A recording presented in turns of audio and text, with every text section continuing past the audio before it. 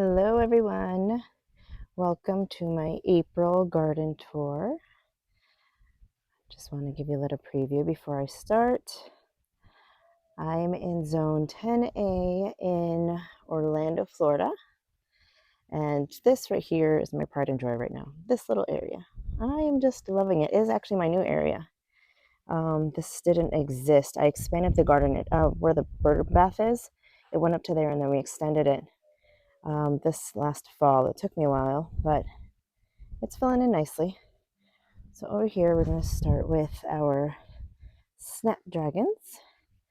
These, I got some from a friend, and then the other ones I got from Farmer Bailey. I usually buy all my cool season annuals as plugs. Then we have some delphinium, and we have some alyssum on the bottom.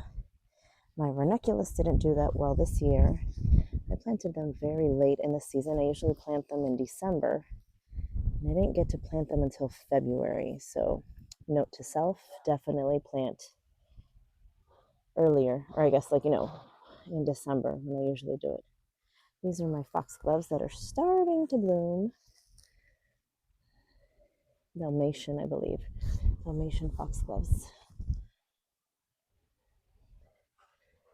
And then I have Supertunia silverberry in the front and Superbena cashmere pink. And then in the back, I have Supertunia mini vista plum veined, which is this one. And then along the fence, they just bloom, so I cut them back. But the whole fence is lined up with roses.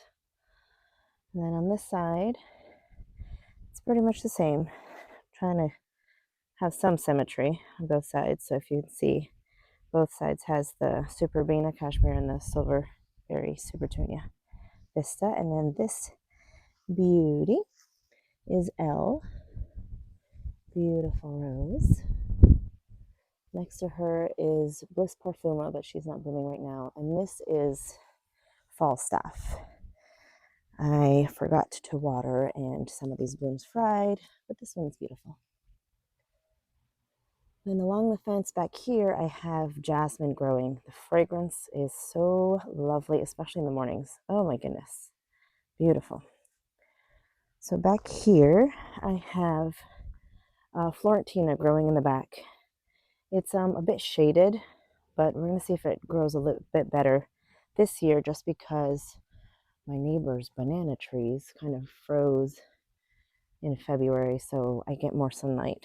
So we'll see how they do.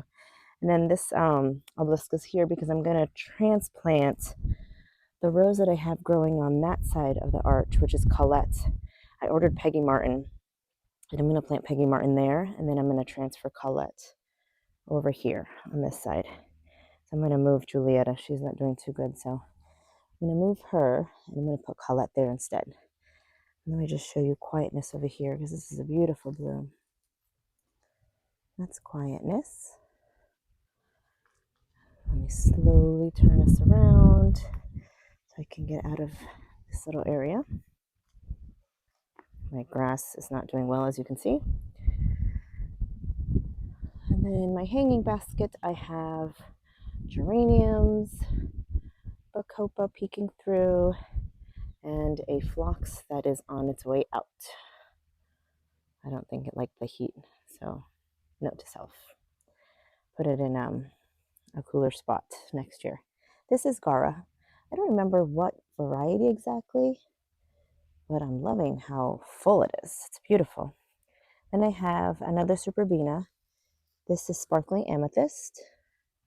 And then my summerific hibiscus is starting to leaf out. This is Candy Crush. I have black-eyed Susan, one here and one over there. Coleus, I want to say it's Red Delicious, I believe, from Proven Winners. And then my fire spike is bouncing back. It was huge. It was up to the fence line. I don't know if you guys remember that. So it's bouncing back. It's doing well. A little damage from the freeze, but it's fine. And then same thing over here. More Superbena because it just does so well for us here. that I put it everywhere. So I just transplanted this Somerific hibiscus. It's perfect storm. I had it over there, but it was receiving too much shade in the last year or two from the cassia. So I transplanted it. Hopefully it will bounce back. I feel like it should be at least leafing out, showing some signs of life. So we'll see. If not, I'll replace it. I have more roses over here. Poet's Wife. Oh, that's Celestial Night. Poet's Wife, Abraham Darby, and Cinco de Mayo is the only one in bloom right now. This is Beautyberry. And then I just transplanted all these sun hostas over here. There was a big clump of them over there, and so I divided them and I made a little swoop of them right there. I also added some azaleas back here. I'm trying to add some perennials back here. So I added 4. Let's see where the other one is. Those are Formosa azaleas. I got 1, 2, 3, and then 4 over here. And I added some of the coleus cuttings that I took before the freeze. I put one there and one over there for color in this area.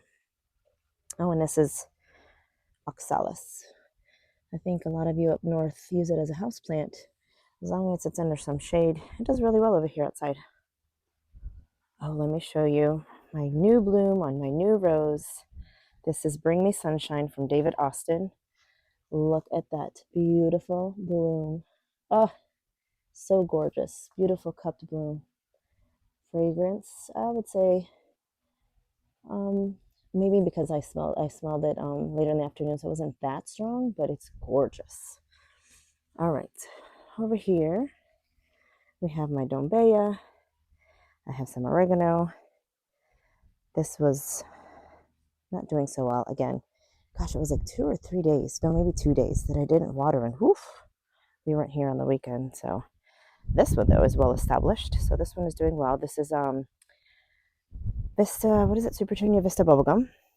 And then there is some verbena, and I thought I transplanted this one from the front, and I thought it was the same as the what is this one called, the Superbena sparkling amethyst, and it's looking a little pink. I don't know, it's because the sun's setting, but it's purple. I don't know why it's looking that color, but nope, this is a different one. It's still very pretty though, but again, I was looking for some symmetry, but oh well, it is what it is. I have some snapdragons in the back that are starting to bloom. And some more Supertunia Vista bubblegum. This one doesn't look as healthy though as that one. See the difference? I don't know if it's lack of sun or something's going on, but I'll take it. It's all good. Then I have my puny little rosemary over here that I keep on picking from. And I think that's why it's not growing as well. Maybe it needs more sun also. All right, so over here I don't remember if the last time I had this bed already planted in. I don't think I did. But in each corner, so over here and over here is candy tuft. In the middle is just a mix that I bought. And then on either side we have, again, the Supertunia Vista bubblegum. I feel like bubblegum and silverberry do the best here. So I really enjoy them every year. In the corner, I have a lot of self-seeding celosia. So I kind of pick it and place it wherever I want it. So I put one on each side. This one is growing a lot quicker than the other one. That rose growing along on the wall is Lady of Shalott. My salvia, which I thought had died, is thankfully coming back. Then I have some Mystic Spire salvia, which I have sprinkled around the garden everywhere. I love this salvia also. Over here I have April Love in the back. It's later in the day, so the bloom closed up a little, but I have Cinderella Fairy Tale growing here. I have a love-hate relationship with this rose. I love the blooms, but as you can see, so much spotting everywhere. So there's some blooms. But again, spotting. I'm keeping an eye on that. Not sure if I like that enough to keep the rose. We'll see. In the middle right here we have Moonlight in Paris, and then Mrs. Barricant, which is starting to bloom again. I just had cut her back a lot actually. This is Bathsheba. No blooms right now. You guys, the elephant in the room right here. My queen's wreath vine. I thought it was dead, but look, it's growing from the bottom. But everything else along the wall is dead. So I think we're going to cut the wire, and I'm going to have to take that all off. But at least it's alive. This is the same plants that I have on the other side. Turning around slowly. On either side we have chocolate loropetalum, and then climbing on this side is the impressionist from heirloom roses. Over here we have cathedral bells, which is not blooming right now. I have some delphinium. The blue is a delphinium. This is Senorita Rosalita Cleome from Proven Winners. I love this plant. It gets huge over here. And then over here we have Romantica ball gown rose. And then, like I said, along this side is Colette, but she's going to be moving to another location. Over here, if you guys are beginners, Sweet Drift, or any drift rose actually, is amazing. Such low care, low maintenance roses, and they're constantly in bloom. And then next to her, this is Abraham Darby. I think this is one of the most fragrant roses in my garden. Love it. Lots of self-seeding celosia, guys, everywhere. So all that celosia. Let me show you over here. I have a celosia forest going on. Look at all this. All of that, I mean, of course, there's weeds in there too, but most of that is all celosia. So I'm just going to gently pull some out and place them in different areas of the garden. This is a lantana from Proven Winners. I can't remember the exact variety, but I have that one there. I have another one here, there, and I just transplanted another one right here. I also have self-seeding zinnias. I believe this is Golden Hour from Florette. Those are all self-seeds. I haven't planted any of them. I need to get started with my zinnias, actually. This is my poor salvia, Mystic Spar salvia, that I think, I don't know what's going on with this one. I took it out of a pot that was growing in the ground. The roots were growing in the ground. So I took it out and I had to cut some of the roots, and it is not happy. But I'm going to leave it there and see if it bounces back. I don't know if it's better to just maybe take off the bloom so it concentrates its energy in roots, maybe. I don't know. What do you guys think? And then my plumbago looks so beautiful. I love this plant. It has been so hard for me to find a plant that likes this spot because it receives the hot, scorching afternoon sun.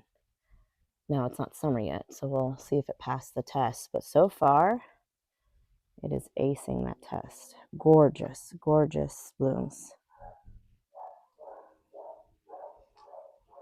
And I think that's pretty much it. Let me back up here. This is my Mazel Basil from Proven Winners. It's a little droopy, it needs some water, but so delicious. All right, guys, I think that's pretty much it. I hope you guys enjoyed.